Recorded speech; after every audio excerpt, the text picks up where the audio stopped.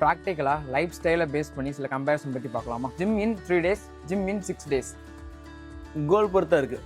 சில பேருக்கு ரெஸ்ட் இல்லாட்டி வாரத்தை 3 பண்ணுறது நல்லது. ரெஸ்ட் பீரியடும் முக்கியம். இங்கே 30 minutes வாக்கிங் ஒரு 1 hour வாக்கிங் அவங்களோட தேவைகள் பொறுத்து இருக்குது. அது மாதிரி அவைலபிலிட்டி பொறுத்து இருக்குது. அதை தாண்டி அவங்களோட பாடி கண்டிஷனை பொறுத்து இருக்குது. Diet strictly or cheat meals? Strict diet எப்பவுமே நல்லது. ஆனால் டயட் நினச்சிக்கிட்டு தப்பு தான்.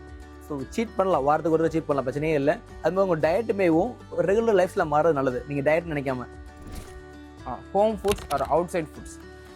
எப்பவுமே ஹோம் ஃபுட் தான். முடிஞ்சளவு வெளியே போகிறீங்கனாலும் அதை முடிஞ்சளவு ஹெல்த்தி சாப்பிட நல்லது. Protein from foods, protein from supplements?